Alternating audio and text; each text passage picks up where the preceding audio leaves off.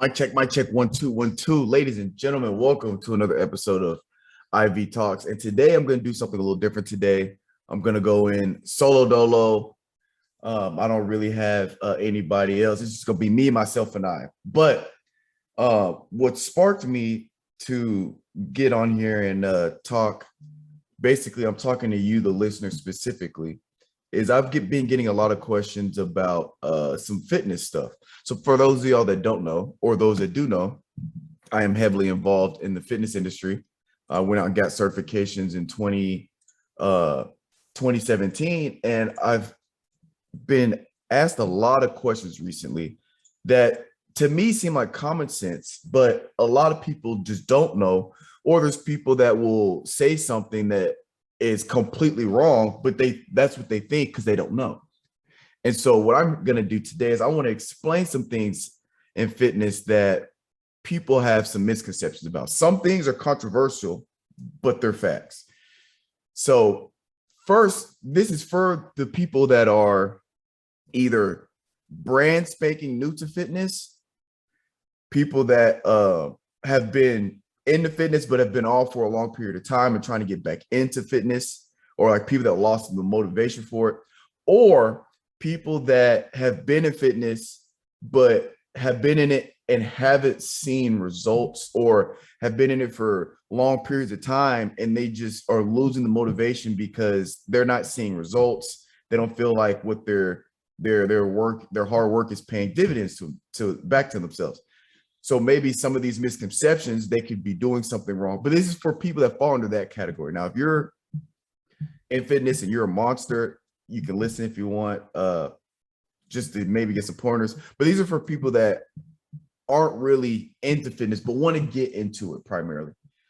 And so the first though, let's get right into it. So first we're gonna talk about fitness, then I'm gonna break down the diet. But fitness,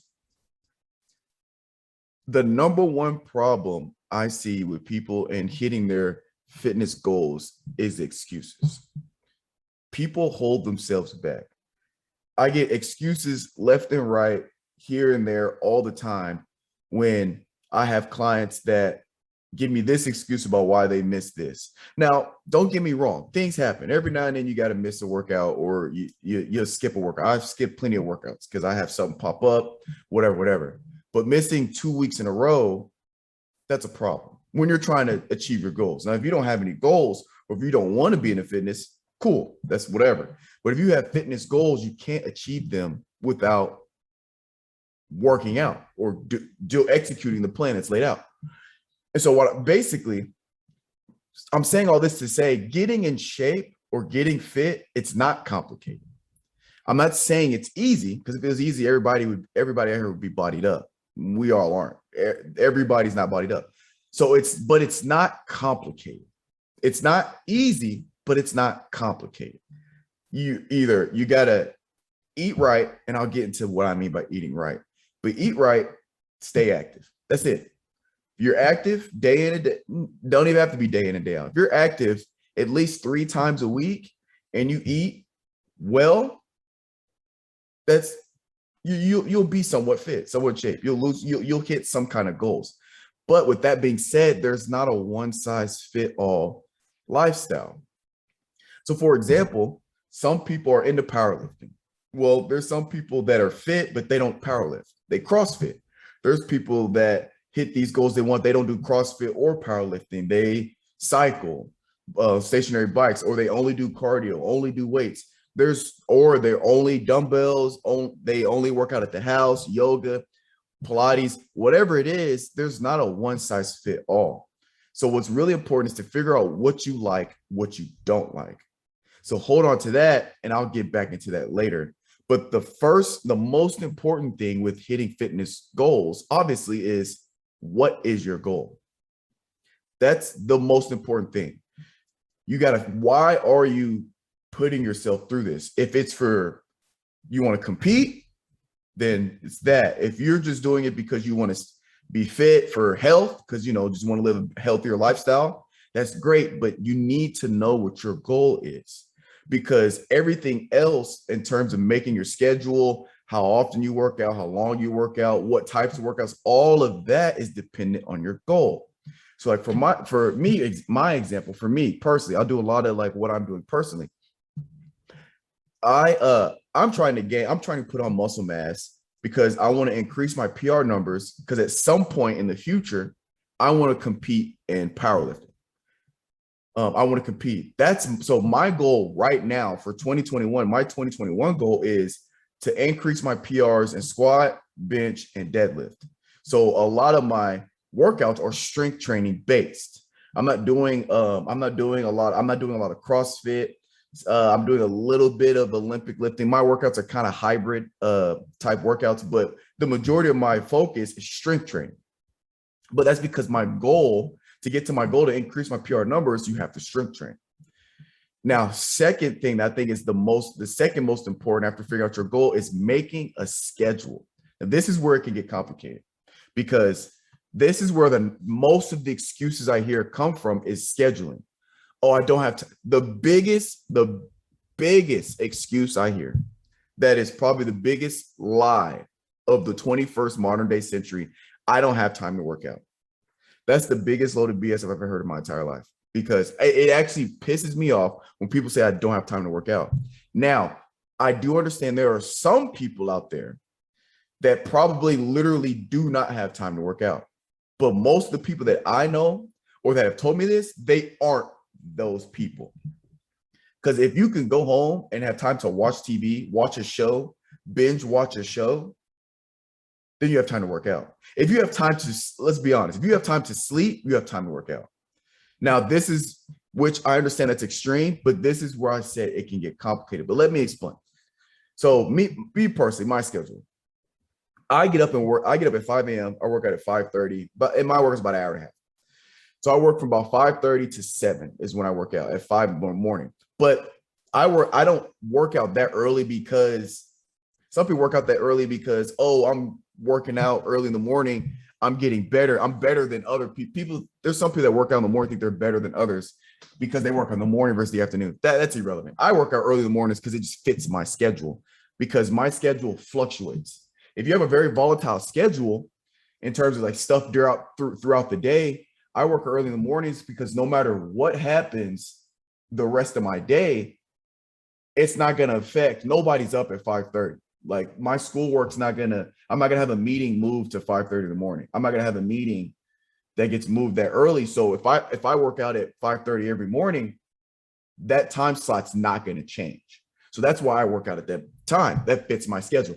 Now, obviously, I would prefer to sleep in and work out midday, which I probably will next semester once my class schedule gets better. But right now, I'm up in the morning. And when I'm done with my lift, I'm straight to work. I'm working pretty much the rest of the day. But that's what works for my schedule. And I lift Monday, Tuesday, 5:30 in the morning. Then Tuesday, I also do basketball is my cardio Tuesday afternoons. Wednesday's a recovery day. Thursday, Friday, I lift 5:30. And then Friday night is another basketball night. So Tuesday, Fridays are technically like a 2-a-day, where basketball is my quote unquote cardio for that afternoon. And I also get into a point about that later as well. But make your schedule, because when you make your schedule, when you literally, like I literally physically on my Google Calendar, I put in my Google Calendar my lifting time and my hooping time slot. Now the hooping basketball in the afternoon, that does get missed every now and then because I might have a meeting, something set up, whatever. But because I'm strength training, the cardio isn't as important. So it can be missed. When I go home, that time gets missed. When I go to Phoenix in about a month, I'll miss that basketball session that early that week, but I won't miss the lifting because it's early in the morning, except for when I'm actually in Phoenix. But I'm talking about that day up. But you got to kind of prioritize stuff like that. But that's why I have the schedule set. So for people that are just starting out, it's so important to make a schedule because you want it to go, because when you first start working out, it becomes a chore. It's something that you just got to do, get out the way. Well, if you put it in your schedule and make it a part of your daily schedule, then it eventually go from a chore to a habit. And once you make it a part of your habit, that is when you can start taking leaps and bound progressions and whatever goals you have is when you make it a habit of working out. I've talked to my buddy Mitch on the podcast before, and he asked, when's the last time I've taken like weeks off from work? I've never taken more than a full week off from working out. I've never not once taken a month off because it's a habit. I've playing in collegiate sports stuff, like yada yada yada. It has become a part of who I am working out. If I take Saturday, Sundays are my off days as well, recovery days. By Sunday, I feel like a bum because I haven't worked out since Friday. So it's a habit, and getting to that habit point, you'll be better off. So getting into scheduling, here's where it can get complicated. There are some people that only have 30 minutes to work out. Let's say you work a job, and the only time you really have, and you got kids, family, the only time you can really work out is during your lunch break. 30-minute workout, 30 minutes to eat. Well, that's fine. You don't have to have these 2-hour workouts. Really, after 2 hours, you get counterproductive depending on what you're doing. But for the most part, most types of just straight up working out, after 2 hours, you're being counterproductive. So you don't need these 3-4 hour workouts. 30 minutes is enough. Now you need to make sure you know what you're doing to make your 30-minute work. Your 30-minute workout has to be super efficient, but 30 minutes is plenty. So if you just, let's say you work Monday to Friday, your lunch break's at noon, and you can be at the gym 30 minutes in, get lunch, be back for your break, 30-minute workout is all you got. Well, do Monday through Friday, 30-minute workout. It's that simple. Or if I know a lot of my clients, they work all day, they don't have time to work out during their break. And when they come home, they don't want a gym membership because they can't afford it. They work out at the house. You don't have to go to a gym. You can do a 30-minute workout every night when you get home from work. Or I know some people that get up in the morning before they leave for work, they just do a 30-minute workout at the house. They get up early enough. And that's another reason why I say there's no such thing as I don't have time to work out. There might be people that don't have time to go to a gym to lift, but you can do 30-minute workouts at the house whenever. No equipment, body weight. You can do that whenever. So there's always time that you can fit in. But like I said, 30 minutes, they have to be efficient. You can't just have 30 minutes of just you doing jumping jacks, which 30 minutes of jumping jacks is still better than nothing. But depending on your goals, you have to make them very efficient. Now, getting into shorter workouts, you have to prioritize. Now, let's say we're talking about at the gym, you have 30 minutes, because I can have a whole nother podcast about what type of workouts to do for what, depending on how much time you have. That could be a whole nother podcast by itself. But just staying without getting too in depth, let's just say for lifting at a gym, prioritizing lifts for short workouts. So let's say you only have 30 minutes at the gym. Well, if you have 30 minutes at the gym, you don't just want to curl all day. Yes, curls are great, but curling for 30 minutes, your muscles can only break down so far before they won't break down any further. And then you're just beating a dead horse. So what you want to do is if you only have 30 minutes to be in and out, you want to prioritize main muscle groups. So like big muscle groups. So like the chest, arms and stuff like that. But at the same time, so what that means is you want to prioritize compound lifts. So like a compound sentence is a sentence that has more than one sentence in it, if that makes sense. Or a compound word is a word that's made of two words. So a compound lift is lifts that work multiple muscle groups. So like bench press works a plethora of muscles. It works your triceps, it works your chest, it works your back, it works your core if you're doing it right. It works pretty much a full upper body work lift. Bench, deadlift, full body. It's working your forearms, grip strength. It works the glutes, the hams, lower back, shoulders, all that good stuff. Squat works everything from the waist down. So these squat, bench, deadlift are like the golden standard when it comes to lifting weights. Whether you're training for muscle size, muscle strength, muscle endurance, these are great lifts because you can work multiple muscle groups at one time. Kill two birds with one stone, essentially.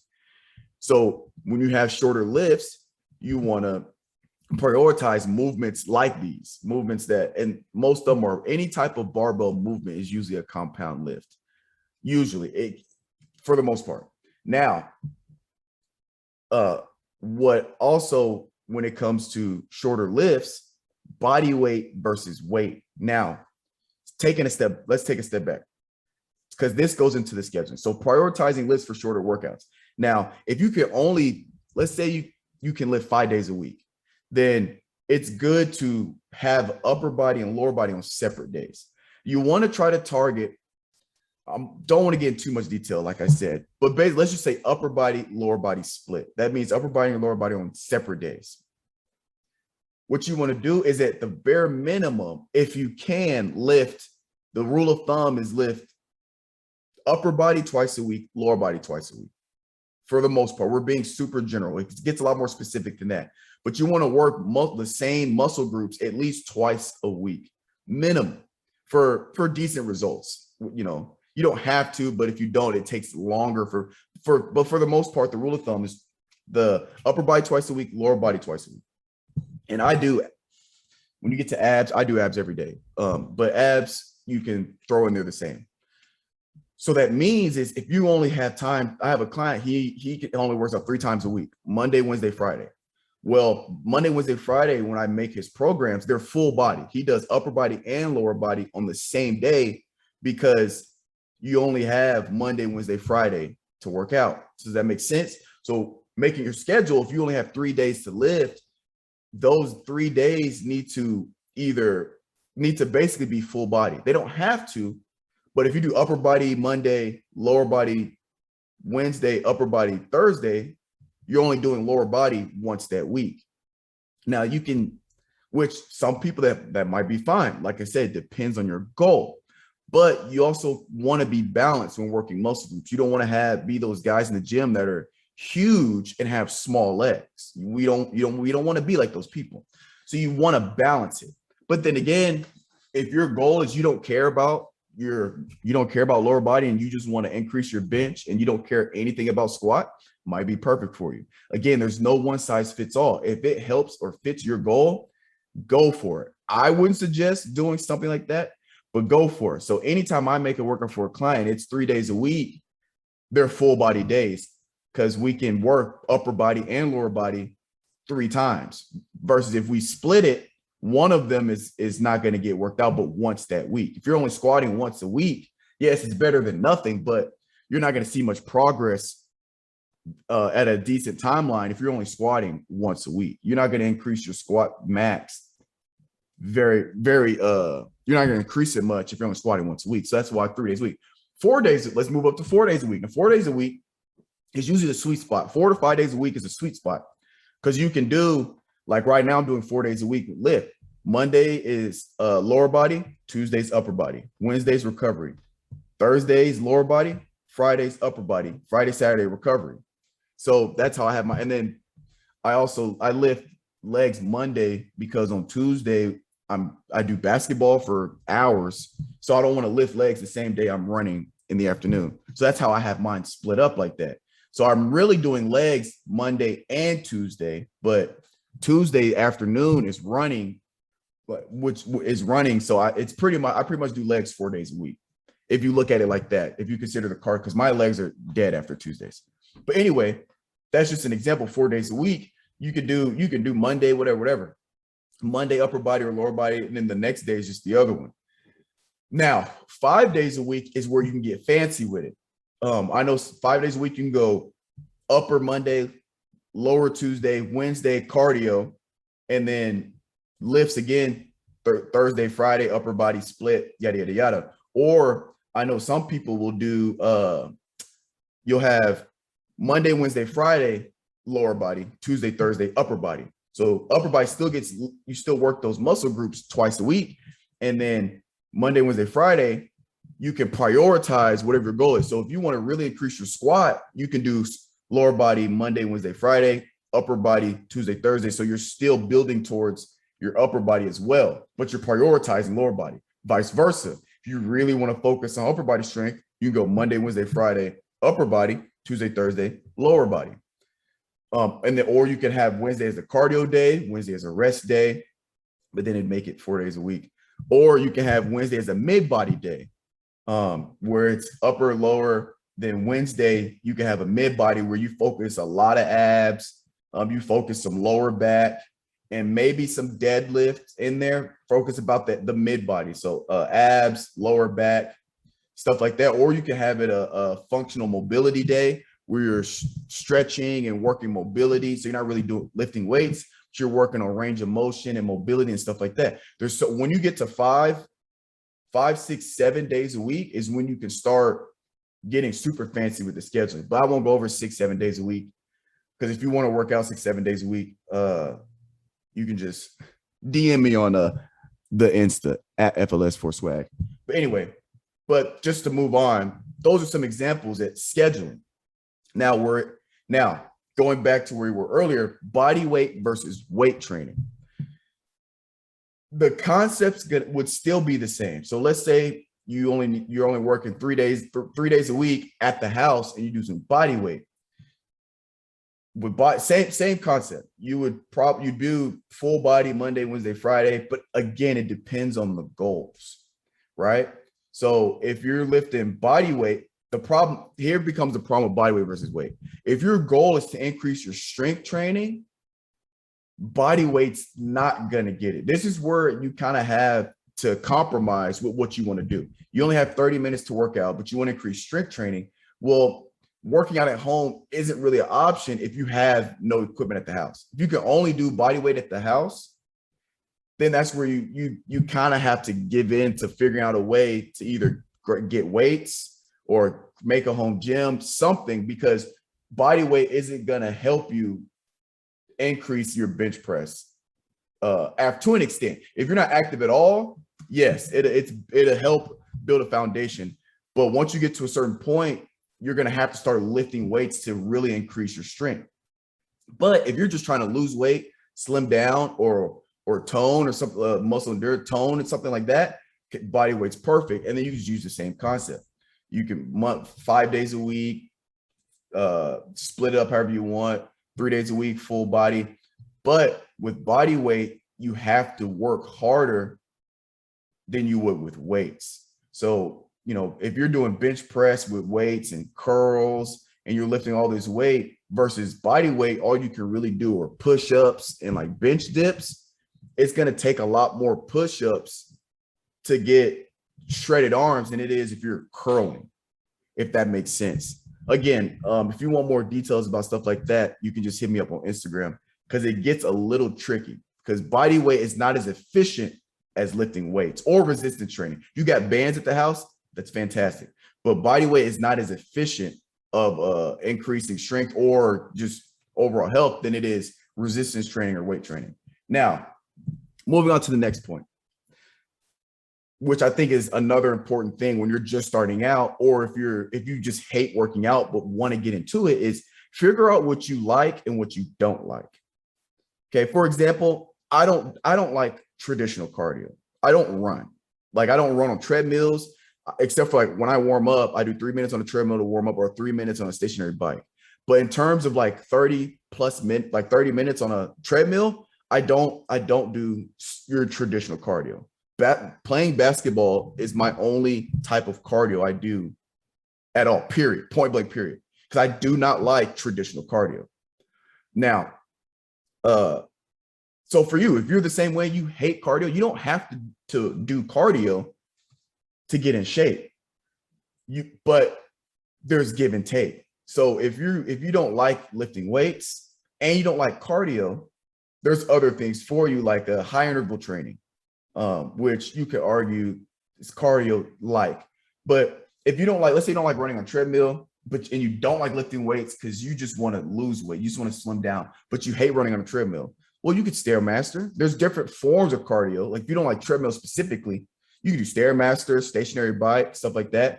If you don't like cardio, period, and you don't like cardio, period, and you don't like lifting weights, well, you can do jumping jacks. You can do, if you don't like cardio or lifting weights, it's kind of a problem. But there's different things you can do. You can sorry, people, are having some technical difficulties. But anyway, if you don't like lifting weights or doing cardio, you can do yoga, stuff like that. You can do functional mobility, but just know that, like I said, there's give and take. yoga is fantastic for mobility and stuff like that, but in terms of, like I said, if you're trying to gain strength and stuff like that, you're not going to increase any numbers doing yoga. But there's alternatives though. Like there are plenty of people that are in shape that only do yoga. Check out yoga. See if you like yoga, Pilates. If you don't like traditional cardio, you might try doing like the dancing workouts where people just dance for an hour with an instructor. You can always try stuff like that that's different. But figure out what you do and don't like. And it's even with weightlifting. Let's say you hate squats, which I think everybody in this world should squat at least twice a week. But let's say you hate squats, okay? You don't have to squat when you work out. If you're just general health, you don't have to leg press. You can do leg press, or if you don't like barbell squat, you can dumbbell squat, goblet squat, body weight squat. Like you don't have to lift things you don't like doing. Now, if you have a trainer and I hate Bulgarian split squats, but they're not my favorite lift, but it's a fantastic lift. So I Bulgarian split squat because, my goal is to increase my strength, and Bulgarian split squats are fantastic for increasing quad strength. So I'll do it. There's some lifts that I don't like doing, but I still do them anyway, just because they align with my goal. So sometimes you have to kind of give and take there, but you don't figure out what you like. If you love bench press your life away. If you could, I love shrugs. My favorite workout might be shrugs, dumbbell or barbell, it doesn't matter. Every time I lift upper body, I put shrugs into my workout. It doesn't matter what the goal is at the time, if it's whatever it is. When I lift upper body, I shrug every time I step into the gym on upper body day. Just like do I have a favorite leg lift? Another of my favorite lifts that I don't do that often is hang clean, just because the gym I go to, hang clean is not really an option. It's an option, but I'd have to wait on a rack. But anyway, I love hang cleaning. I used to hate hang cleaning when I was in college, but I love hang cleaning. Hang clean your life away. But work around that. Work with what you like. Find what you like. Find lifts that are comparable to that. Figure that out. Things you don't like, figure out things that are alternatives to that. Like if you don't like Bulgarian split squat, well, try a regular dumbbell lunge. Same concept, or dumbbell step ups. Things that find out workouts that work that same muscle group that you would gravitate towards instead of that lift. So figure that stuff out. I know when I create programs for people, I always ask, are there any lifts you refuse to do? Because I won't throw them in there. Now, if there's lifts that they don't mind doing, but they're not fans of it, I don't care. If it aligns with our goal, I need you to do them because it's efficient. But if there's things they just absolutely refuse to do because they hate that movement, then I just won't put it in there. So you just work with the things that you like. And 3 keys I want to mention before I get on to the diet part is the most important thing starting out or getting back into it: consistency. So like I said, the schedule, make your schedule, stick to the schedule as best you can. Consistency is important, because showing up to the gym is the majority of the battle there. If you got somebody that creates a program for you, or if you create your own, which let me backtrack. Have a plan when you go to the gym. I know so many people that will just show up to the gym and they're like, oh, I don't know what I'm going to do today, but I'm going to do something. If that's what you do and you're killing it, more power to you. But if you're struggling to find motivation, you're struggling with seeing results, and you don't go into the gym with a plan every day, you got to come up with a plan first, or find somebody that'll come up with a plan for you. Find somebody that's certified, or find somebody that just knows they don't have to be certified, but they know what they're doing. Have them help you out with a plan.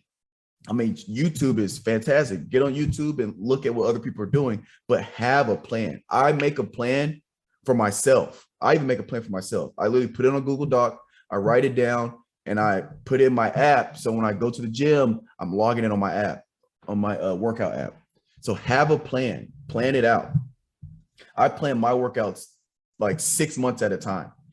So have a plan. Consistency, stick to the plan, show up every day if you can. Second key, patience. It's not going to happen overnight. especially if you're not active at all. It might be 3, 4, 5, 6 weeks before you see any results at all. You gotta be patient. If you show up and do the work, you're gonna get in shape. It might take you longer than somebody else. That's part of that's just genetics. But not every, like I said, there's no one size fits all. Not everybody loses weight at the same rate. You can have people that do the exact same workout, eat the exact same way, and results can still be different. So just be patient, stick to the script, and you'll get the results you want as long as you're staying consistent and you're patient. Third most important key, take care of your body. You got to take care of your body. I think that might be the most important for all of this, because it doesn't matter how much weight you're moving. It doesn't matter how far you're running. If your body breaks down, it's going to set you back. You can take 10 steps forward, and because you didn't stretch, you didn't warm up, you blow a hamstring and you're out for a month. Next thing you know, you've taken 100 steps back. You're in the whole 90 steps. So take care of your body. Hydrate, hydrate, hydrate. It's crazy to me how much people don't drink the amount of water they're supposed to drink. I always tell everybody, a gallon a day is a safe bet.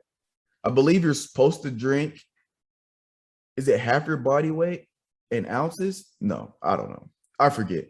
I just know I do a gallon. I aim for a gallon a day. It's 128 ounces. I think you're supposed to do half your body weight in ounces at the bare minimum. And that's if I think that's if you're not even active. That's just the bare minimum. So if you're active, you should drink more than that. But I always do a gallon a day. And a lot of people don't drink a gallon a day. And I'm talking either water or some type of electrolytes. Soda doesn't count towards that. So if you're drinking sodas, it doesn't count towards your gallon of the day. But take care of your body, stretch, warm up, cool down. Cooling down is just as important. When you get done, make sure you cool down, stretch. Take your vitamins, all that good stuff. Supplements. I can get supplements, can be a whole nother podcast by itself. Just make sure you're taking care of your body. If you don't know how to do that, you hit me up on Instagram or YouTube. I'm sure people got friends or be careful asking friends, because there are people that don't know what they're doing. But get on YouTube, find people that have a good following. They probably know what they're talking about. All right. So now let's get into the diet part. This is where it's going to get real controversial. So I'm going to say some things that nutritionists or dietitians wouldn't want to say, at least the majority. It'll be controversial to how society views dieting. But I'm going to be the first to tell you, when it comes to dieting, and this is all in combination with working out or training or fitness, whatever, you don't have to be a super strict health nut. When I ask people, about dieting, they think dieting is no carbs, no sugar. They can't ever eat any sweets ever. They got to eat nothing but salmon and broccoli and that's it, and a bunch of fruit. No.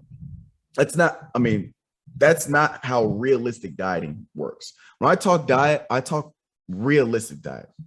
So first, let's get into meal prepping versus non-meal prepping. I know when I say meal prep, a lot of people are intimidated by that word, because they think of people that go out and get groceries, and on Sunday, the week before, they cook all their food and they package them into Tupperware Monday through Friday, all their meals. Yes, you could do that. If you do that, if that's what you do, then that's great. But that's not how I meal prep. My meal prep is literally just me writing out each meal I eat, and I just write what I'm eating for that meal. And it's just that.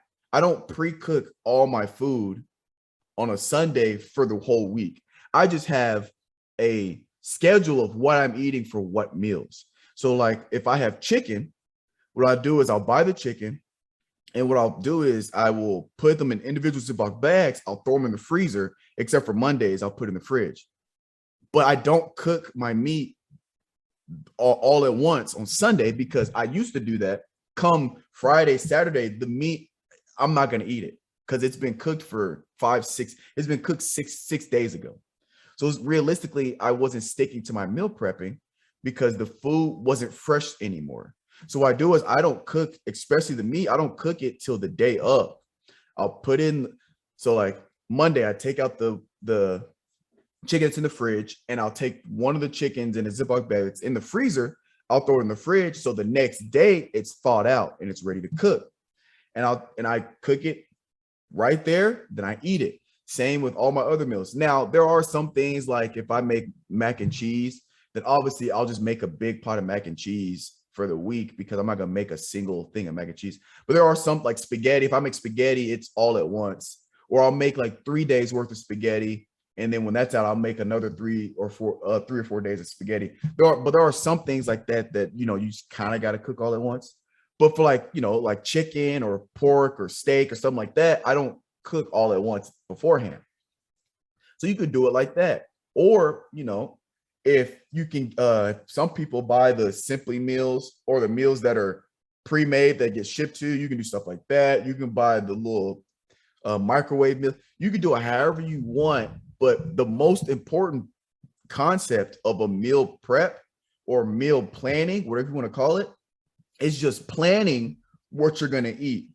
So if one of the days, let's say you want to do McAllister's on Wednesday for lunch, just put McAllister's on your meal plan. So when Wednesday comes at lunch, you have that you're getting McAllister's. That's all meal, I guess I'll say planning. That's all meal planning is. It's just planning out what you're going to eat for when. So you don't have to do it the traditional cook all your food at once, yada, yada, yada. Now, let's get into what I really want to talk about dieting is the intensity of the diet depends on the intensity of the training. So like I said earlier, you don't have to be a super strict health nut. Now, if you don't work out or you're not active at all and your metabolism starts to slow down, you got to be on the closer side of the spectrum of super strict because you're not active. The least active you are, the more on point your diet has to be. The more active you are, the more of a leash, the more of a leeway you have on your diet. So I'm going to say this, and I hope the internet doesn't shut down. You can, I've seen it done. You can, there's a saying that you can't outwork or outtrain a bad diet. I'm going to be the first one here to say that that is absolutely false. Now, not only do I know people that outtrain their bad diet, I have seen in person with my own eyes. I play ball. I've seen the guys that outtrained their bad diet. Now, what I will say is the amount of work or the amount of activity you have to outwork a bad diet is not realistic for 95% of the country, 95% of the world. You can outwork any diet. It just the work is intense. So if you eat like crap if you eat like crap, let's say 80% of the time, you probably, if you work out 7 days a week, twice a day, 7 days a week, so 14 workouts throughout the week, you could probably get away with eating like crap 60, 70% of the time because you're super active. Will you feel good? Probably not. Maybe. It depends on the person. But you can still be fit or look fit or be in shape or look in shape because you're super, super active. So you can, to an extent. Now, I'm not saying eat like crap. That's not what I'm saying. Don't get me wrong. I'm just saying that diet is all about moderation. Depends how the intensity, because when it comes to diet, you got to be realistic with yourself. If you know you absolutely hate fruits and vegetables, don't go on a vegan diet just because you want to get in shape, because you're not going to stick to it. Because once you fail a diet and people quit on a diet that's not realistic for them, then that's half the equation. The diet's half the equation. Once you quit on the diet, then you're not going to see the results you want, or you're not going to make the progress you want at a decent timeline. So it's all about moderation. So for me, I'm trying to gain weight. So I need to have a high carb diet, and I eat a lot of meat, and I eat some fruits and vegetables, but I don't always eat terribly, but I'm not always on it. So like a meal, I'd have chicken breast, mac and cheese, and a baked potato, a ton of carbs, right? A lot of people would cringe at that diet. A lot of carbs, but I'll also have, like maybe a steak, some broccoli, and some rice, or chicken, rice, broccoli. That's like a staple in the eating community. but for my breakfast, I do a strawberry banana smoothie. So I'm getting a lot of fruits, a lot of vegetables in my diet. I get a lot of carbs that I need from my specific goal. I get a lot of carbs and I get a lot of meat and protein. That's what I need. But on the weekends, I will go to Pizza Hut. I will get my chilies that I get on Sunday.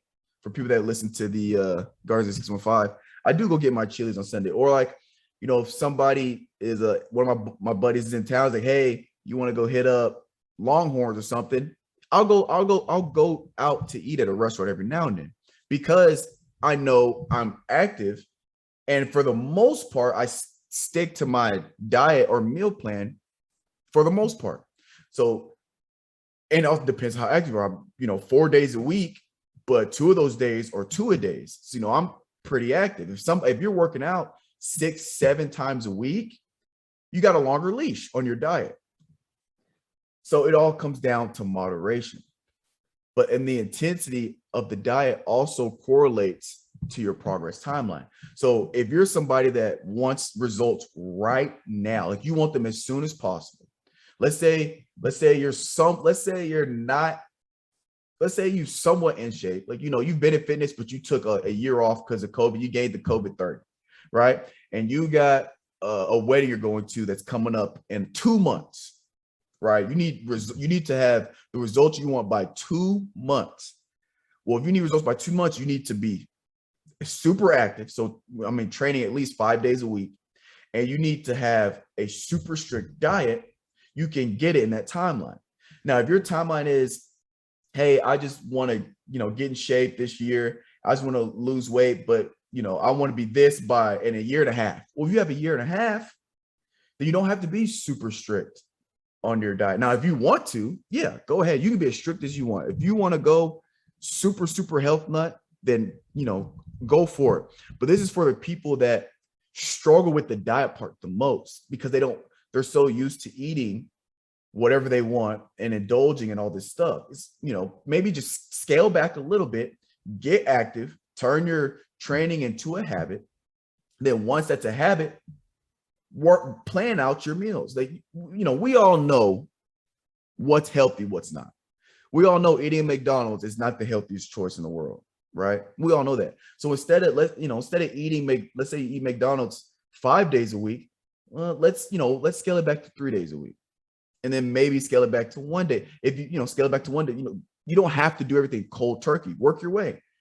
Start off, 5 days a week. All right, let's start off our training. Let's make it 4 days a week this week. In a couple of weeks, we'll go 3 days a week, 2 days a week, and then maybe 1 day a week, or cut out McDonald's altogether. But you can figure that out as you go. Things like that. It's all about moderation and figuring out your timeline. Obviously, the better you eat, the faster you'll see results, and obviously in correlation with training. And for these examples, I'm assuming the training's consistent. So that's what you need to know about dieting for the most part that I can think of. I'm trying to think if there's anything I want to throw in, because this is where people struggle the most. It's not going to the gym and training, it's the diet part. Because people think if you have one cheat meal, everything's blown to hell. It's not. Now, if you're missing workouts and you're having a cheat meal here, a cheat meal there, then it starts to add up. But if you're going good, you're straight, and you have a cheat meal, or let's not say cheat meal, but let's say you skip we'll call it cheat meal just for simplicity. You have your cheat meal in the middle of the week, but you're back on, you get back on track the rest of the week and the following week, you'll be fine. But just know that you got to have some give and take. If you love candy, don't stop eating candy, but maybe don't eat candy every single day.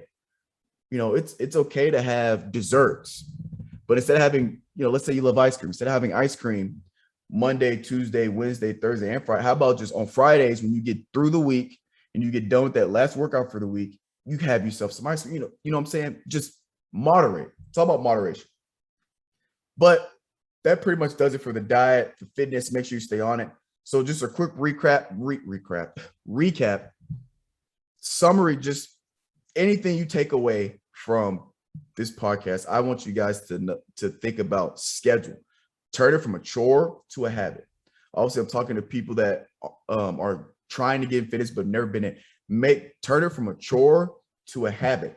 Once you do that, you'll start looking forward to the training. You'll start embracing the grind. You'll love the process. Loving the process is the most important part, because once you love the process and you stick with your schedule, there's no better feeling than training for something and you start to see the results in the mirror. And then once you see the results in the mirror, you use that to self-motivate yourself. The hardest part when you're first starting out, you're training, you see no results because you feel like you're doing this for nothing.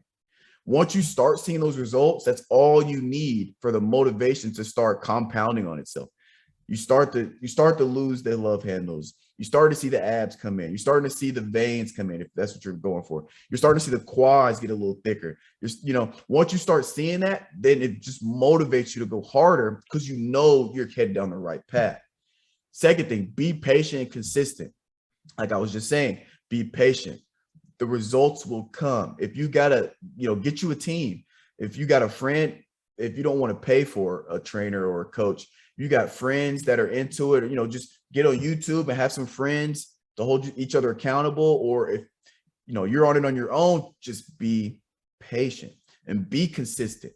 Whatever it is, 3 days a week, 4 days a week, 5 days a week, 6 days, whatever it is, stick with it. Even if it's 1 day a week, let's say for some strange, odd reason, for some reason, you can only train 1 day a week.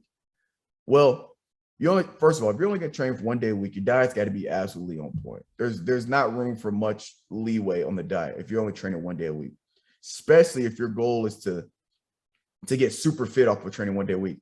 But even if it's that, stick with it.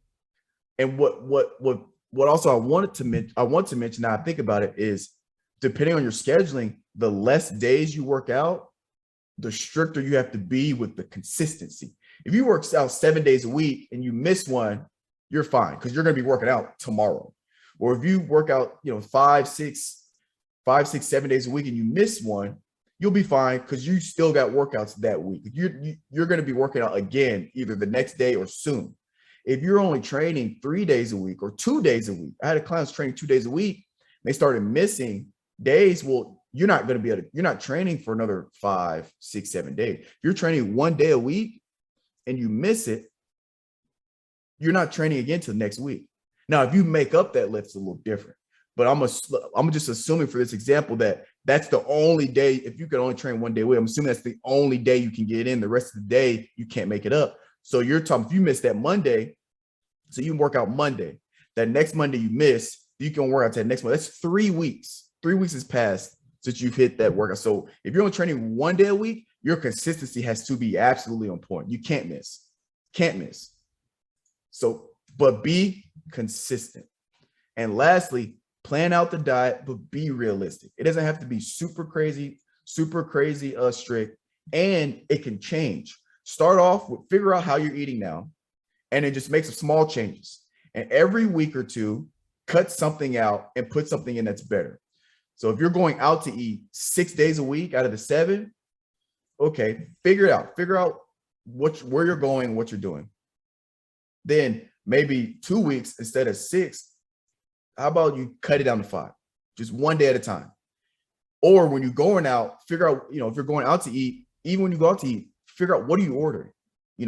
Maybe instead of getting the fried chicken and the queso dip, how about you get a steak or a grilled chicken? Just, figure out what you're eating, how you're eating, and slowly, progressively make it better and realistic. You don't have to cut it cold turkey. Gradually get better with it, but plan it out. You don't have to meal prep everything. If you want to, fantastic, but just plan it out. Just like with budgets, when they say know where your money's going, that's how you get better. Know what you're eating, how you're eating. Okay, plan that out.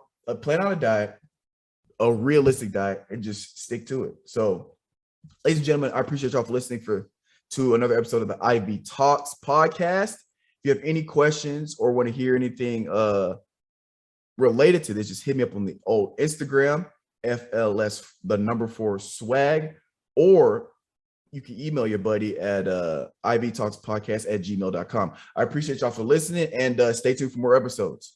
Deuces. I'ma spread the wealth, even if I touch a meal. And do it through the pain, I don't need a pill. And life gon' get me down, but it won't break my will. Cause I've been chasing this so long, I can't give up. I won't give in, been through too much. I done prayed for the money, I done prayed for the fame. I done prayed that I will make a sacrifice and play this game. I done prayed that my life would never be the same. I done prayed